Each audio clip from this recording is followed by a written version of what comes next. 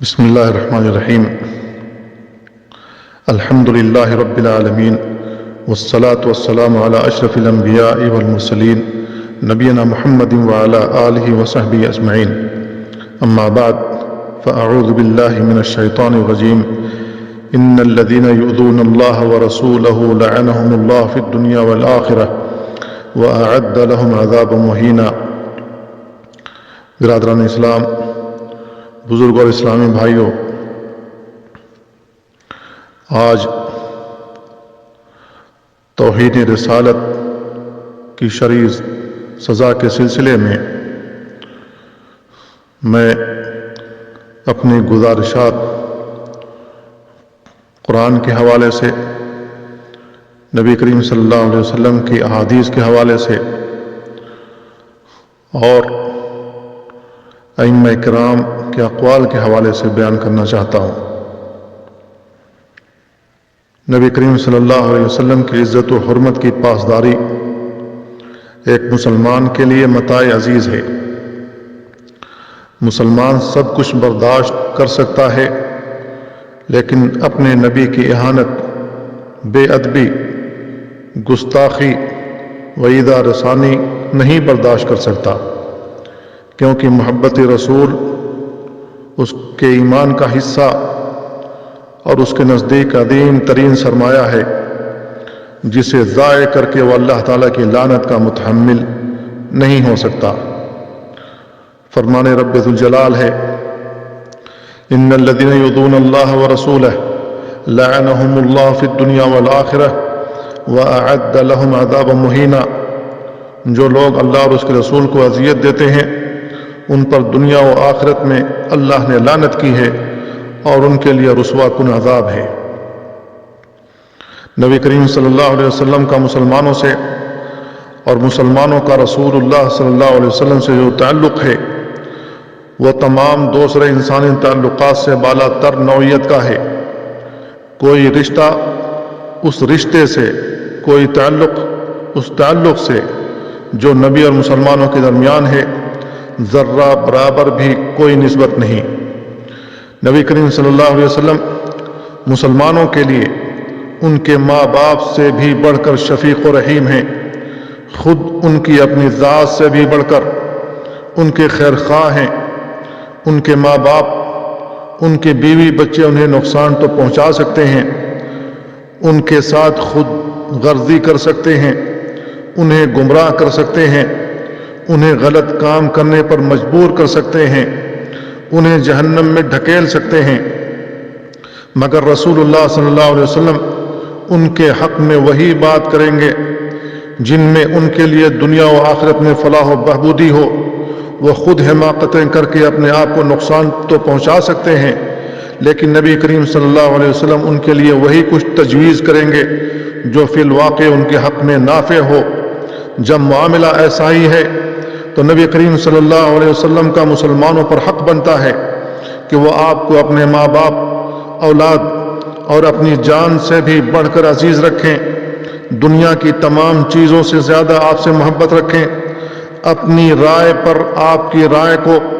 اپنے فیصلے پر آپ کے فیصلے کو مقدم رکھیں،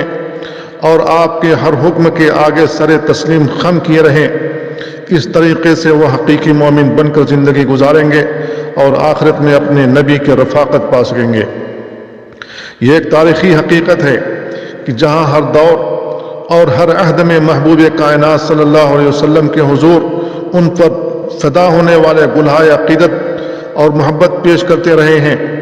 وہیں کبھی کبھی ان سے بغض اور ان کے دین سے عداوت رکھنے والے بیمار ذہن ان کی شان میں زبان تان بھی دراز کرتے ہیں۔ تاہم یہ بھی حقیقت ہے کہ اوائل اسلام ہی سے اہانت رسول کے جرم قبیح کا ارتکاب کرنے والوں کو موت کی سزا دی جاتی رہی ہے۔ کرۂ ارض پر جہاں بھی اسلامی حکومت قائم ہوئی، وہاں شاتم رسول صلی اللہ علیہ وسلم کے لیے سزائے موت کا قانون رائج رہا۔ عہد رسالت، دور خلافت اور بعد میں شرق و غرب کی تمام اسلامی سلطنتوں میں گستاخی کرنے والوں کو ہمیشہ موت کی سزا دی جاتی رہی، اور جہاں کہیں یا جب کبھی ان کے پاس حکومت نہیں رہی، وہاں جان نثاران تحفظ ناموس رسالت نے غیر مسلم حکومت کے راج الوقت قانون کی پرواہ کیے بغیر گستاخان رسول کو کیفر کردار تک پہنچانے میں کوئی کسر نہیں چھوڑی ہے، اور خود ہنستے مسکراتے تختہ دار پر چڑھ کر زندہ جاوید بن گئے۔ ہمارے ملک ہندوستان پر سامراجیوں کے ناجائز دور اقتدار میں ناموس رسالت کے تحفظ کے لیے کوئی قانون نہیں تھا، لیکن راجپال جیسے بدبخت نے ناموس رسالت پر ناپاک حملہ کیا تو غازی علیم الدین جیسے فدایان رسالت کے ہاتھوں کافر کردار تک پہنچا۔ اس کے بعد انگریز کو بھی مذہبی رہنماؤں کی عزت ناموس کے لیے قانون وضع کرنے پر مجبور ہونا پڑا۔ اگر انگریز ہندوستان چھوڑتے وقت اس کے ٹکڑے کر کے چلے گئے تو پاکستان کی صورت میں ایک نئی اسلامی ریاست وجود میں آئی۔ چنانچہ وہاں قومی اسمبلی نے 2 جون 1992 کو متفقہ قرارداد منظور کی کہ توہین رسالت مآب صلی اللہ علیہ وسلم کے مرتکب کی سزا پاکستانی قانون میں اسلامی قانون کے مطابق صرف موت ہے، اور جو شخص نبی کریم صلی اللہ علیہ وسلم کی ہنسی اڑائے، آپ کی سیرت و زندگی کے کسی گوشے کے بارے میں استہزائی انداز اختیار کرے، آپ کی توہین و تنقیص کرے، یا آپ کی شان میں گستاخی کرے اور گالیاں دے، یا آپ کی طرف بری باتیں منسوب کرے، یا آپ کی ازواج مطہرات کے تعلق سے وہ باتیں کرے جن سے اللہ نے انہیں قرآن مجید میں بری قرار دیا ہے، یا قرآن کریم کو کسی دیوانہ اور مجنون آدمی کا خواب بتلائے، یا اسے ناول اور اگلوں کی کہانی سے تعبیر کرے، وہ کافر، ملحد، زندیق اور واجب القتل ہے۔ اس پر علماء کا اجماع ہے۔ اب آئیے توہین رسالت کے مرتکب کو قرآن کی روشنی میں دیکھ لیتے ہیں۔ اللہ رب العالمین نے بیان فرمایا وَإِن نَكَثُوا أَيْمَانَهُم مِّن بَعْدِ عَهْدِهِمْ وَطَعَنُوا فِي دِينِكُمْ فَقَاتِلُوا أَئِمَّةَ الْكُفْرِ إِنَّهُمْ لَا أَيْمَانَ لَهُمْ لَعَلَّهُمْ يَنْتَهُونَ۔ اگر عہد کرنے کے بعد یہ پھر اپنی قسموں کو توڑ ڈالیں اور تمہارے دین پر طعنہ زنی کریں تو کفر کے علمبرداروں سے جنگ کرو۔ قرآن کی اس آیت سے معلوم ہوتا ہے کہ اگر ذمی لوگ تمہارے دین میں طعن کریں تو ان کا معاہدہ ٹوٹ جاتا ہے، ان سے ہمیں لڑائی کا حکم دیا گیا ہے، اور یہ امر شک و شبہ سے بالا تر ہے کہ نبی کریم صلی اللہ علیہ وسلم کو گالی دینے سے بڑھ کر دین میں کوئی طعن نہیں، کیونکہ اس سے شریعت کی اہانت اور اسلام کی تذلیل ہوتی ہے۔ امام ابن تیمیہ رحمہ اللہ فرماتے ہیں ان الذمی اذا سب رسول او سب اللہ او عاب الاسلام علانیہ فقد نکث یمینہ وطعن فی دیننا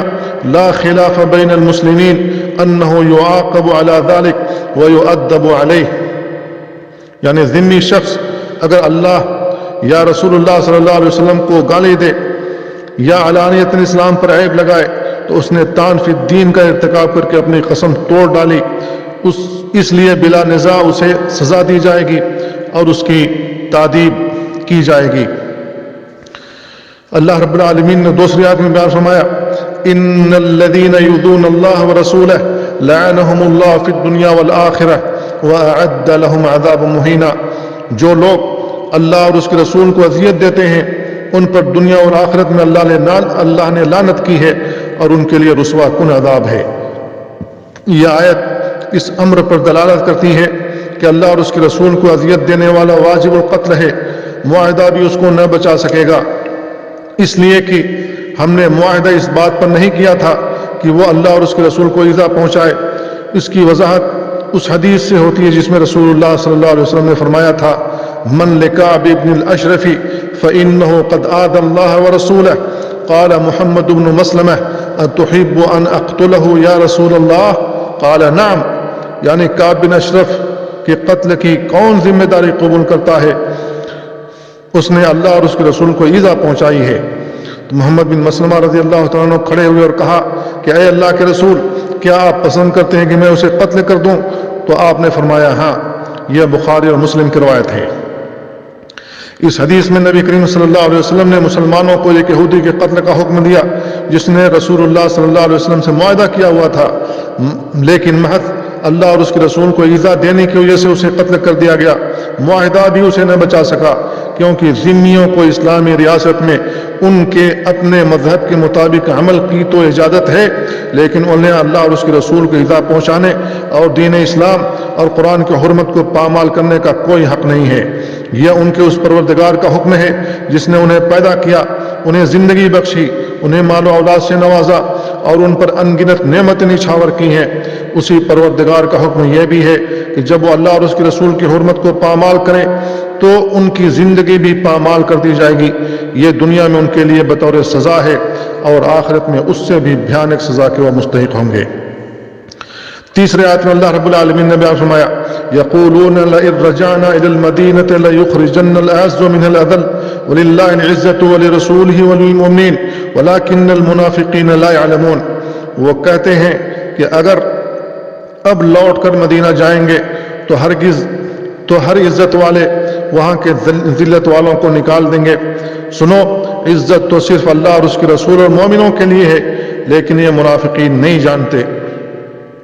یہ واقعہ اس وقت پیش آیا جب نبی کریم صلی اللہ علیہ وسلم غزوہ تبوک سے واپس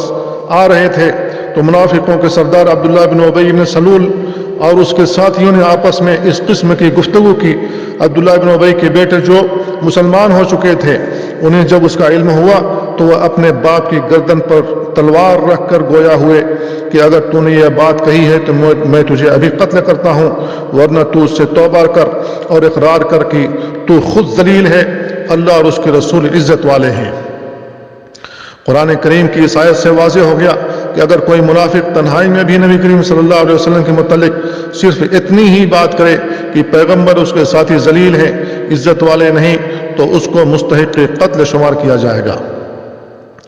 چوتھی آیت میں اللہ رب العالمین نے بیان فرمایا وَمِنْهُمُ الَّذِينَ يُؤْذُونَ النَّبِيَّ وَيَقُولُونَ هُوَ أُذُنٌ قُلْ أُذُنُ خَيْرٌ لَكُمْ يُؤْمِنُ بِاللَّهِ وَيُؤْمِنُ لِلْمُؤْمِنِينَ وَرَحْمَةٌ لِلَّذِينَ آمَنُوا مِنْكُمْ وَالَّذِينَ يُؤْذُونَ رَسُولَ اللَّهِ لَهُمْ عَذَابٌ أَلِيمٌ۔ ان منافقین میں سے کچھ لوگ ہیں جو اپنی باتوں سے نبی کو دکھ پہنچاتے ہیں اور کہتے ہیں کہ یہ شخص کان کا کچا ہے، کہو وہ تمہاری بھلائی کے لیے ہے، اللہ پر ایمان رکھتا ہے اور اہل ایمان پر اعتماد کرتا ہے، سراپا رحمت ہے ان لوگوں کے لیے جو تم میں سے ایماندار ہیں، اور جو لوگ اللہ کے رسول کو دکھ دیتے ہیں ان کے لیے دردناک عذاب ہے۔ اس آیت میں قابل غور نقطہ یہ ہے کہ رسول اللہ صلی اللہ علیہ وسلم کی مخالفت اور دشمنی میں آپ کو کوئی جسمانی تکلیف یا اذیت نہیں پہنچائی جا رہی، بلکہ صرف کان کا کچا کہہ کر آپ کو قلبی اور ذہنی اذیت پہنچائی جا رہی ہے۔ اسے بھی اللہ تعالیٰ نے گستاخی شمار کی اور فرمایا کہ ان کے لیے دردناک عذاب ہے۔ پانچویں آیت میں اللہ رب العالمین نے بیان فرمایا یا ایھا الذین آمنوا لا تقولوا راعنا وقولوا انظرنا واسمعوا للکافرین عذاب علیم۔ اے ایمان والو، رائنا نہ کہا کرو بلکہ انظرنا یعنی ہماری طرف التفات کیجئے کہا کرو اور توجہ سے بات سنو، ان کافروں کے لیے دردناک عذاب ہے۔ سورہ بقرہ کی یہ آیت ہے۔ بعض یہودیوں نے شرارت اور اظہار ثانی کی غرض سے ذو معنی الفاظ استعمال کرنے کی ترکیب نکالی کہ جب وہ رسول اللہ صلی اللہ علیہ وسلم کے پاس آتے تو لفظ رائنا سے آپ کو خطاب کرتے، جس کے معنی عبرانی زبان میں ایک بد دعا کے ہیں۔ وہ اسی نیت سے کہتے تھے، مگر عربی زبان میں اس کا معنی ہماری مصلحت کے لیے رعایت کیجیے کہ ہیں، اس لیے عربی داں اس شرارت کو نہ سمجھ سکے اس کے اچھے معنی کے قصد سے بعد مسلمان بھی آپ کو اس کلمہ سے خطاب کرنے لگے۔ اس سے ان شریروں کو اور گنجائش مل گئی کہ آپس میں بیٹھ کر ہنستے کہ اب تک تو ہم ان کو خفیہ ہی برا کہتے تھے، اب علانیہ کہنے کی تدبیر ایسی ہاتھ آ گئی ہے کہ مسلمان بھی اس میں شریک ہیں۔ تو اللہ تعالیٰ کو ان کا یہ انداز تخاطب اتنا ناگوار گزرا کہ آیت نازل کر کے مومنوں کو حکم دیا کہ وہ لفظ رائنا کے بجائے لفظ انظرنا استعمال کیا کریں تاکہ یہودیوں کی شرارت کامیاب نہ ہو سکے۔ امام شوکانی رحمہ اللہ نے عبداللہ بن عباس رضی اللہ عنہما کے حوالے سے بیان کیا ہے قال المؤمنون بعد هذه الآية من سمعتموه يقولها فاضربوا عنقه فانتهت اليهود بعد ذلك۔ اس آیت کے نازل ہونے کے بعد مومنوں نے کہا کہ اگر کوئی شخص ایسا لفظ استعمال کرے جس میں توہین رسالت کا احتمال ہو تو اس کی گردن اڑا دی جائے۔ یہ دھمکی سن کر یہودی ایسے الفاظ استعمال کرنے سے باز آ گئے۔ اس کی تائید اس روایت سے بھی ہوتی ہے کہ جب سعد بن معاذ رضی اللہ تعالیٰ عنہ کو یہ علم ہوا کہ یہودی لفظ رائنا رسول اللہ صلی اللہ علیہ وسلم کے بارے میں بطور طعن و تشنیع استعمال کرتے ہیں تو فرمایا کہ اے یہودیو علیکم لعنت اللہ لئن سمعتها من رجل منکم یقولها للنبی صلی اللہ علیہ وسلم لأضربن عنقه۔ اے یہودیو تم پر اللہ کی لعنت ہو، آئندہ اگر میں نے تم میں سے کسی کو لفظ رائنا کہتے ہوئے سنا تو اس کی گردن اڑا دوں گا۔ تفسیر قرطبی میں امام قرطبی نے یہ ذکر کیا ہے۔ چھٹی آیت میں اللہ رب العالمین نے بیان فرمایا یحذر المنافقون ان تنزل علیہم سورۃ تنبئہم بما فی قلوبہم قل استہزئوا ان اللہ مخرج ما تحذرون ولئن سألتهم لیقولن انما كنا نخوض ونلعب قل اب اللہ وآیاتہ ورسولہ کنتم تستہزئون لا تعتذروا قد کفرتم بعد ایمانکم ان نعفو عن طائفة منکم نعذب طائفة بأنہم كانوا مجرمین۔ یہ منافق ڈرتے ہیں کہ کہیں ان پر کوئی ایسی صورت نازل نہ ہو جائے جو ان کے دلوں کے بھید کھول کر رکھ دے۔ اے نبی ان سے کہو اور مذاق اڑاؤ، اللہ اس چیز کو کھول دینے والا ہے جس کے کھل جانے سے تم ڈرتے ہو۔ اگر ان سے پوچھو تو جھٹ سے کہیں گے کہ ہم تو ہنسی مذاق اور دل لگی کر رہے تھے۔ ان سے کہو گے کیا تمہاری ہنسی اور دل لگی کے لیے اللہ، اس کی آیات اور اس کے رسول ہی رہ گئے ہیں؟ اب اعتذار نہ کرو، یقیناً تم اپنے ایمان کے بعد کافر ہوگے۔ اگر تم میں سے کچھ لوگوں سے درگزر بھی کر لیں تو کچھ لوگوں کو ان کے جرم کی وجہ سے سنگین سزا بھی دیں گے۔ امام ابن تیمیہ رحمہ اللہ فرماتے ہیں وَهَذَا نَصٌّ فِي أَنَّ الْإِسْتِهْزَاءَ بِاللَّهِ وَآيَاتِهِ وَبِرَسُولِهِ كُفْرٌ فَالسَّبُّ الْمَقْصُودُ بِطَرِيقِ الْأَوْلَى وَقَدْ دَلَّتْ هَذِهِ الْآيَةُ على أن كل من تنقص رسول الله صلی اللہ علیہ وسلم جادا أو حاصلا فقد کفر۔ یعنی یہ آیت اس بارے میں نص ہے کہ اللہ تعالیٰ اس کے آیات اور اس کے رسول کا مذاق اڑانا کفر ہے، پس سب و شتم تو بطریق اولا مقصود ہے۔ یہ آیت اس امر پر دلالت کرتی ہے کہ جو شخص رسول اللہ صلی اللہ علیہ وسلم کی توہین کرے، خاص سنجیدگی سے ہو یا از راہ مذاق، وہ کافر ہو جاتا ہے۔ مذکورہ بالا آیتیں جتنی بھی آیتیں پہلے بیان کی گئی ہیں غزوہ تبوک سے متعلق ہیں، کیونکہ نبی کریم کیونکہ منافقین اپنی مجلسوں میں بیٹھ کر رسول اللہ صلی اللہ علیہ وسلم اور مسلمانوں کا مذاق اڑایا کرتے تھے اور اپنی تضحیک سے ان لوگوں کی ہمتیں پست کرنے کی کوشش کرتے تھے جو نیک نیتی سے آمادہ جہاد ہوتے۔ چنانچہ ایک منافق نے کہا میں نے اپنے ان قاریوں جیسا کوئی شخص نہیں دیکھا جن کے پیٹ اتنے بڑے ہوں، جن کی زبانیں اتنی چھوٹی ہوں اور میدان جنگ میں اتنے بزدل ہوں۔ ان کی مراد رسول اللہ صلی اللہ علیہ وسلم اور آپ کے صحابہ قاری حضرات ہوا کرتے تھے۔ اور بن مالک رضی اللہ تعالیٰ عنہ نے یہ بات سن لی اور انہوں نے کہا کہ تم منافق اور جھوٹ کہتے ہو، میں رسول اللہ صلی اللہ علیہ وسلم سے یہ بات ضرور بیان کروں گا۔ چنانچہ عوف بن مالک رضی اللہ تعالیٰ عنہ نبی کریم صلی اللہ علیہ وسلم سے یہ بتانے کے لیے گئے تو پتہ چلا کہ اس بارے میں قرآن پہلے ہی نازل ہو چکا ہے۔ وہ شخص جس نے یہ بات کہی تھی رسول اللہ صلی اللہ علیہ وسلم کی خدمت میں حاضر ہوا تو آپ اس وقت سفر کے لیے اپنی اونٹنی پر سوار ہو چکے تھے۔ اس نے کہا یا اللہ کے رسول ہم ہنسی مذاق کر رہے تھے۔ عبداللہ بن عمر رضی اللہ عنہما بیان کرتے ہیں گویا کہ میں اسے دیکھ رہا ہوں کہ نبی کریم صلی اللہ علیہ وسلم کی سواری کی رسی سے لٹکا ہوا تھا، پتھر سے اس کے پاؤں زخمی ہو رہے تھے اور وہ کہے جا رہا تھا کہ ہم تو صرف کھیل تماشا کر رہے تھے، جبکہ رسول اللہ صلی اللہ علیہ وسلم فرماتے جا رہے تھے کیا تم اللہ، اس کے رسول اور اس کی آیات کا مذاق اڑا رہے تھے۔ ساتویں آیت میں اللہ رب العالمین نے بیان فرمایا فلا وربک لا یؤمنون حتی یحکموک فیما شجر بینہم ثم لا یجدوا فی انفسہم حرجا مما قضیت ویسلموا تسلیما۔ اے محمد صلی اللہ علیہ وسلم آپ کے رب کی قسم یہ مومن نہیں ہو سکتے جب تک کہ اپنے باہمی اختلافات میں آپ کو فیصل نہ تسلیم کر لیں، پھر جو کچھ آپ فیصلہ کر دیں اس پر اپنے دلوں میں کوئی تنگی نہ محسوس کریں بلکہ اسے سر تسلیم خم کر لیں۔ یہ حکم صرف آپ کی زندگی تک محدود نہیں بلکہ قیامت تک کے لیے ہے۔ جو کچھ اللہ کی طرف سے نبی کریم صلی اللہ علیہ وسلم لائے ہیں اور جس طریقے پر اللہ کی ہدایت اور رہنمائی کے تحت آپ نے عمل کیا ہے وہ ہمیشہ کے لیے مسلمانوں کے درمیانی فیصلہ کن سند ہے۔ اس سند کے ماننے یا نہ ماننے پر ہی آدمی کے مومن ہونے اور نہ ہونے کا فیصلہ ہے۔ حدیث میں اسی بات کو نبی کریم صلی اللہ علیہ وسلم نے ان الفاظ میں بیان کیا ہے، لا یؤمن احدکم حتی یکون ہواہ تبعا لما جئت بہ، تم میں سے کوئی شخص مومن نہیں ہو سکتا جب تک کہ اس کی خواہشات نفس اس طریقہ کے تابع نہ ہو جائے جسے میں لے کر آیا ہوں، یعنی دین کے مطابق نہ ہو جائے۔ آیت کا شان نزول مشہور و معروف وہ واقعہ جس میں زبیر رضی اللہ تعالیٰ عنہ کا کسی شخص سے نالیوں سے باغ میں پانی لینے کے بارے میں جھگڑا ہو گیا تھا، تو آپ نے فرمایا زبیر تم اپنے کھیت میں پانی ڈال لو، پھر پانی کو انصاری کے باغ میں جانے دو۔ اس پر انصاری نے کہا ہاں رسول اللہ صلی اللہ علیہ وسلم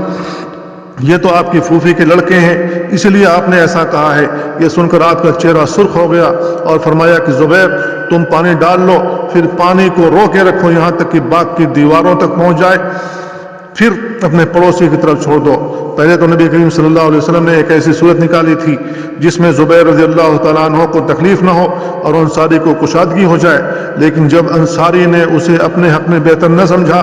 تو آپ صلی اللہ علیہ وسلم نے زبیر رضی اللہ تعالیٰ عنہ کو ان کا پورا حق دلوایا۔ زبیر رضی اللہ تعالیٰ عنہ فرماتے ہیں جہاں تک میرا خیال ہے یہ آیت فلا وربک لا یؤمنون اسی بارے میں نازل ہوئی ہے۔ اس آیت کے شان نزول میں عمر رضی اللہ تعالیٰ عنہ کا واقعہ بھی ذکر کیا جاتا ہے جس میں انہیں فاروق کے لقب سے سرفراز کیا گیا۔ اس کی روشنی میں یہ ظاہر ہو گیا کہ آپ کے فیصلے کو تسلیم نہ کرنا بھی توہین اور گستاخی کا موجب ہے، جس کی تصدیق سورہ نساء کی اس آیت نے کر دی ہے۔ اگر کوئی کافر یا منافق توہین رسالت کا ارتکاب کرے تو اس کی سزا صرف موت ہے۔ اب آئیے رسول اللہ صلی اللہ علیہ وسلم کی احادیث کی روشنی میں توہین رسالت کی کیا سزا ہے اسے دیکھ لیتے ہیں۔ توہین رسالت میں آپ صلی اللہ علیہ وسلم کی سزا قتل کی صورت میں احادیث نبویہ سے کئی واقعات ثابت ہیں، لیکن صرف دو واقعہ ذکر کرنے پر اکتفا کرتا ہوں۔ عبداللہ بن عباس رضی اللہ عنہما بیان کرتے ہیں ان آما کانت له ام ولد تشتم النبی صلی اللہ علیہ وسلم وتقع فیہ فینہاها فلا تنتہی ویزجرها فلا تزجر قال فلما كانت ذات ليلة جعلت تقع في النبي صلى الله عليه وسلم وتشتمه فأخذ المعول فوضعه في بطنها واتكى عليها فقتلها فوقع بين رجليها طفل فلتقت ما هناك بالدم فلما أصبح ذكر ذلك للنبي صلى الله عليه وسلم فجمع الناس فقال أنشدك الله رجلا فعل ما فعل لي عليه حق إلا قام فقام الأعمى يتخطى الناس وهو يتزلزل حتى قعد بين يدي النبي صلى الله عليه وسلم فقال يا رسول الله أنا صاحبها كانت تشتمك وتقع فيك فأنهاها فلا تنتهي وأشجرها فلا تشجر ولي منها ابنان مثل اللؤلؤتين وكانت بي رفيقة فلما كان البارحة جعلت تشتمك وتقع فيك فأخذت المعول فوضعته في بطنها واتكأت عليها حتى قتلتها فقال النبي صلى الله عليه وسلم ألا اشهدوا أن دمها هدر۔ ایک اندھے آدمی کی ایک ام ولد لونڈی تھی جو رسول اللہ صلی اللہ علیہ وسلم کو گالیاں دیا کرتی تھی، وہ اسے روکتا مگر وہ باز نہ آتی، وہ ڈانٹتا مگر رکتی نہ تھی۔ ایک دن اس نے رسول اللہ صلی اللہ علیہ وسلم کو گالیاں دینے کا آغاز کیا تو اس اندھے آدمی نے نابینا آدمی نے کدال لے کر لونڈی کے پیٹ میں پیوست کر دیا اور اسے زور سے دبا دیا جس سے وہ ہلاک ہو گئی۔ صبح کو اس کا تذکرہ رسول اللہ صلی اللہ علیہ وسلم سے کیا گیا تو لوگوں کو جمع کر کے آپ نے فرمایا میں اس آدمی کو قسم دیتا ہوں جس نے کیا جو کچھ کیا اور میرا اس پر حق ہے کہ وہ کھڑا ہو جائے۔ یہ سن کر ایک نابینا آدمی کھڑا ہوا اور لوگوں کی گردنیں پھلانگتا ہوا آپ کے پاس آیا اور بیٹھ گیا۔ اس نے کہا اے اللہ کے رسول اسے میں نے قتل کیا ہے، وہ آپ کو گالیاں دیا کرتی تھی، میں اسے روکتا مگر وہ باز نہ آتی، میں اسے ڈانٹ ڈپٹ کرتا مگر وہ پرواہ نہ کرتی تھی، میں نے کدال لے کر اس کے پیٹ میں گاڑ دیا اور اسے زور سے دبا دیا، اس کی بطن سے میرے 2 ہیرے جیسے بچے ہیں، وہ میری بیوی تھی۔ گزشتہ شب جب وہ آپ کو گالیاں دینے لگی تو میں نے کدال لے کر اس کے پیٹ میں گاڑ دیا اور اتنی زور سے دبایا کہ مر گئی۔ رسول اللہ صلی اللہ علیہ وسلم نے فرمایا تم گواہ رہو کہ اس کا خون حدر اور رائگاں ہے۔ دوسری حدیث برا بن عازب رضی اللہ عنہ سے مروی ہے، انہوں نے کہا کہ بعث رسول اللہ صلی اللہ علیہ وسلم الى ابی رافع الیہودی رجالا من الانصار فامر علیہم عبد اللہ بن عتیق وکان یؤذی رسول اللہ صلی اللہ علیہ وسلم ویعین علیہ۔ رسول اللہ صلی اللہ علیہ وسلم نے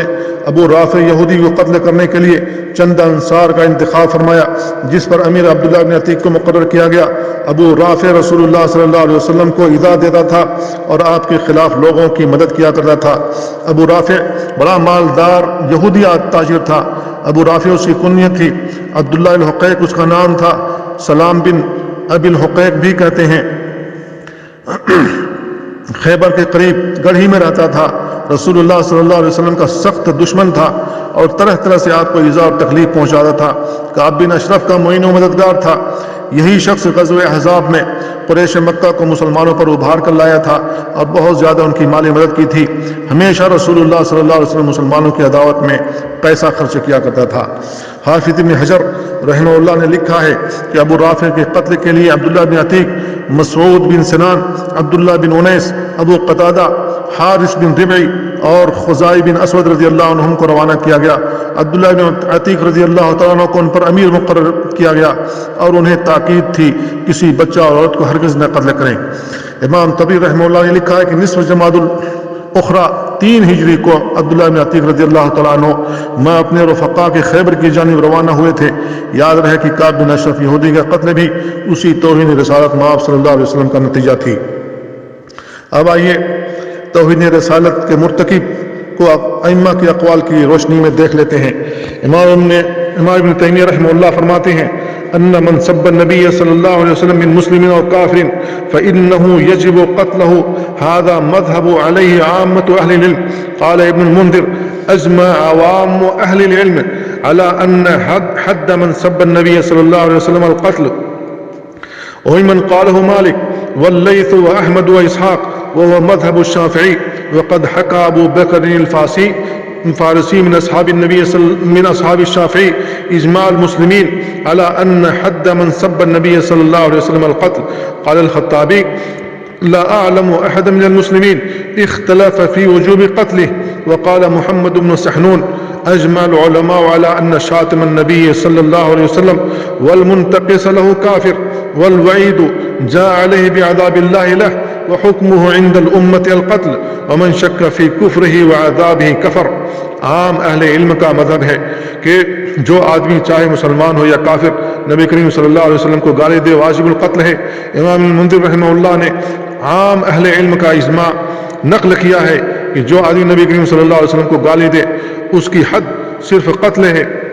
اس کی سزا صرف قتل ہے۔ اسی قائل امام مالک، امام لیث بن سعد، امام احمد اور اسحاق رحمہ اللہ ہیں۔ یہی امام شافعی کا مذہب ہے۔ اصحاب شافعیہ میں سے ابو بکر فارسی رحمہ اللہ نے امام شافعی کے اصحاب میں سے مسلمانوں کا اجماع نقل کیا ہے کہ نبی کریم صلی اللہ علیہ وسلم کو گالی دینے والے کی سزا قتل ہے۔ امام خطابی رحمہ اللہ نے کہا مسلمانوں میں سے کسی کے بارے میں مجھے علم نہیں کہ ایسے شخص کے واجب القتل ہونے میں اختلاف کیا ہو۔ محمد ابن سحنون رحمہ اللہ نے کہا کہ علماء کا اجماع ہے کہ شاتم نبی صلی اللہ علیہ وسلم اور آپ کی شان میں تنقیص کرنے والا کافر ہے۔ ان کے لیے اللہ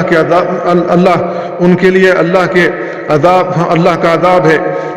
اور امت کے نزدیک اس کا حکم قتل ہے، اور جو شخص ان کے کفر اور عذاب میں شک کرے وہ بھی کافر ہے۔ امام تیمیہ رحمہ اللہ نے محمد بن سحن مالکی رحمہ اللہ سے مزید نقل کیا ہے ان الساب ان کان مسلم فانه يكفر ويقتل بغیر خلاف وهو مذهب الائمه الاربعه وغيرهم، یعنی اگر گالی دینے والا مسلمان ہو تو وہ کافر ہو جائے گا اور بلا اختلاف اسے قتل کر دیا جائے گا۔ یہی ائمہ اربعہ کا مذہب ہے۔ امام احمد رحمہ اللہ نے صراحتاً بیان کیا ہے کل من شتم النبی صلی اللہ علیہ وسلم او تنقصه مسلما كان او کافرا فعليه القتل وارى ان يقتل ولا يستتاب، یعنی جو آدمی مسلمان ہو یا کافر اگر رسول اللہ صلی اللہ علیہ وسلم کو گالی دے یا آپ کی شان میں تنقیص کرے اسے قتل کرنا واجب ہے، اور میری رائے یہ ہے کہ اس سے توبہ نہ کرائی جائے بلکہ اسے قتل کر دیا جائے۔ حنفیہ کی مشہور کتاب در مختار میں ہے وفی الاشباہ لا تصح السکران الا الردہ بسب النبی صلی اللہ علیہ وسلم فانہ یقتل ولا یعفى عنہ، یعنی الاشباہ والنظائر میں ہے کہ بدمست آدمی کی ردت کا اعتبار نہیں، البتہ نبی کریم صلی اللہ علیہ وسلم آدمی نبی کریم صلی اللہ علیہ وسلم کو گالی دینے کی وجہ سے مرتد ہو جاتا ہے اور اس کو قتل کر دیا جائے گا، اس کو معاف نہیں کیا جائے گا۔ اور جو شخص مسلسل اس جرم کا ارتکاب کرے اور اس پر مصر رہے تو اس کے واجب القتل ہونے اور اس کی توبہ نہ قبول کرنے کے بارے میں کوئی شک نہیں، جیسا کہ فتاوی شامی میں ہے وعن ابن عمر وعلی رضی اللہ عنہما لا تقبل توبة من تقررت ردته كالزنديق وهو قول مالك وأحمد والليث وعن أبي يوسف لو فعل ذلك مرارا يقتل غيله۔ عبداللہ بن عمر اور علی رضی اللہ عنہما سے روایت ہے کہ جو آدمی زندیق کے مانند بار بار مرتد ہوتا ہے اس کی توبہ قبول نہیں کی جائے گی۔ اسی کے قائل امام مالک، امام احمد اور لیث بن سعد رحمہ اللہ ہے۔ قاضی ابو یوسف رحمہ اللہ سے منقول ہے اگر کوئی آدمی مرتد ہونے کا بار بار جرم کرے اس کو حیلت سے بے خبری میں قتل کر دیا جائے گا۔ ابو بکر جساس حنفی رحمہ اللہ نے بیان کیا ولا خلاف بین المسلمین ان من قصد النبی صلی اللہ علیہ وسلم بذلك فهو ممن ينتحل الاسلام انه مرتد يستحق القتل، یعنی کسی مسلمان کو اس میں اختلاف نہیں کہ جو شخص رسول اللہ صلی اللہ علیہ وسلم کی اہانت اور ایذاء رسانی کا قصد کرے اور وہ اپنے آپ کو مسلمان کہلاتا ہو تو وہ مرتد اور واجب القتل ہے۔ علامہ ابن عابدین رحمہ اللہ جو حنفی علماء میں ان کا شمار ہوتا ہے وہ بیان کرتے ہیں فنفس المؤمن لا تشتفی من هذا الساب اللعین الطاعن فی سید الاولین والآخرین الا بقتله وصلبه بعد تعذیبه وضربه فإن ذلك هو اللائق بحاله الزاجر لأمثاله عن سیء افعاله۔ جو ملعون اور مذی رسول اللہ صلی اللہ علیہ وسلم کی شان میں گستاخی کرے اور سب و شتم کرے اس کے بارے میں مسلمانوں کے دل ٹھنڈے نہیں ہوتے جب تک کہ اس ملعون گستاخ کو سخت سزا کے بعد قتل نہ کر دیا جائے یا سولی نہ دے دی جائے، کیونکہ وہ اسی کا مستحق ہے اور یہ سزا دوسروں کے لیے موجب عبرت ہوگی۔ اہل حدیث اور فقہا کی ان عبارات سے واضح ہو گیا جو میں نے ابھی بیان کی ہیں کہ رسول اللہ صلی اللہ علیہ وسلم کو گالی دینا، آپ کی شان میں توہین کرنا اتنا بڑا جرم ہے کہ بالفرض اگر کوئی بدمست آدمی بھی اس کا مرتکب ہو جائے تو اسے بھی قتل کر دیا جائے گا۔ نبی کریم صلی اللہ علیہ وسلم کی شخصیت کسی عام انسان کی طرح نہیں، آپ صلی اللہ علیہ وسلم کو اتنا عظیم رتبہ اس ذات کی طرف سے عطا کیا گیا جس سے بڑا کوئی نہیں، وہی وہ ذات ہے جسے چاہے عزت دے جسے چاہے ذلیل کرے، سارے بھلائی اسی کے ہاتھ میں ہے اور وہ ہر چیز پر قادر ہے، لہذا ہمیں ہر حال میں اس کے حکم کے تابع رہنا چاہیے، اس کے حکم سے سر منہ انحراف اپنے آپ کو ہلاکت میں ڈالنا ہے۔ اللہ تعالی ہمیں ناموس رسالت کی حفاظت کرنے کی توفیق عطا فرمائے۔ وصلی اللہ وسلم علی نبینا محمد وعلی آلہ وصحبہ اجمعین۔ والسلام علیکم ورحمۃ اللہ۔